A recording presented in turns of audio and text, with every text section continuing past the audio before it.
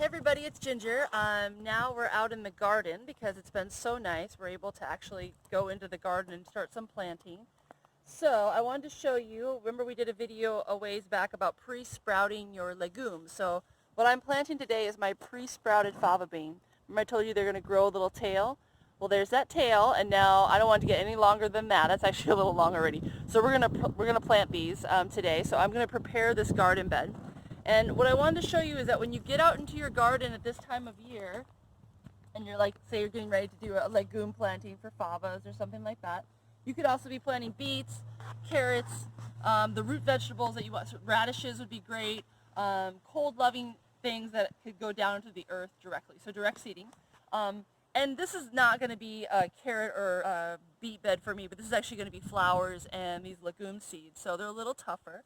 But the Pacific Northwest, if you're living here, or pretty much wherever you live, you've gotten a lot of precipitation over the winter. It's either snow or rain, and that tends to compact the soil.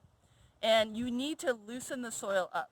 So some people would run a tiller through that, but it's still early to run a tiller because the soil is wet. So I actually don't want to invert the soil layers. I don't want to flip them over like a tiller would do. I just want to get some air down in there, and I also want to get some nutrients a little bit deeper down into the soil. So what I did is I applied a complete organic fertilizer, and I'll do another video on what that was.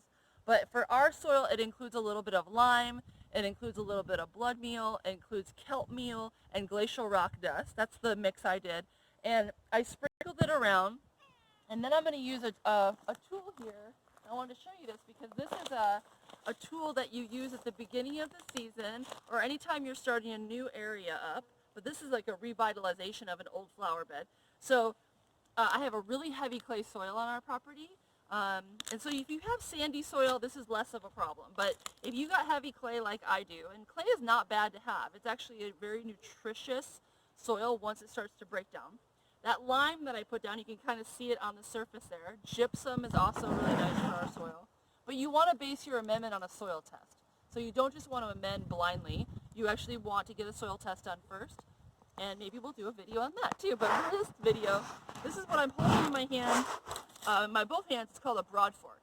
And it's designed, it has these big teeth, it's designed to go into the soil. And you can push it down. Like I told you, my clay is heavy, right? And it's been rained on and it's still a little wet. This is why I don't want to flip it over because it would damage the soil structure. However, getting a little air down there, you lean back, the tool does the work for you. That soil structure, all the mycelium and everything, that all remains in place. So what I'm doing is I'm just getting these tines down in there and I'm giving it a little, I'm leaning back and I'm just getting a little air down there. That helps the fertilizer I put down get down deeper into the soil. And it's just like an airing it out, you know? Helps it dry out too, because it's still kind of wet. So again, I wouldn't flip this around because it's way too wet for that. But it's perfect to just get some air. We have all these sunny days. I want this to dry out. I want this to be looser. This is pretty compacted. And this is a flower bed. I don't do a lot of food or anything in here. The fava beans that I'm going to plant are mostly for the flowers. But they do make edible beans. So do you see the difference now? I just have this looser, less compacted. And you can broadfork as much as you want. You can go back over it several times. I just was going to move around the whole edge of this bed, working around a rose. And anything that I do will just help the plants have their roots have a little more access in this heavy soil to air and to the nutrients that I put in there. So those nutrients are going to fall down in these cracks. And that's exactly what I want them to do.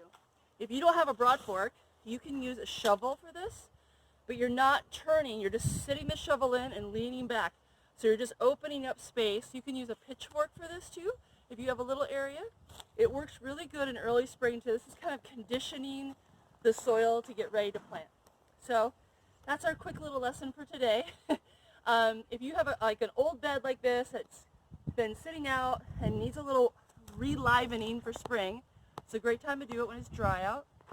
Spread your amendment first, broad fork next, and then I would go back and add compost and seeds as the next step. So I'm just going to go ahead and finish this bed out, and good luck. Send me any questions if you have them, and I'll see you in the next video.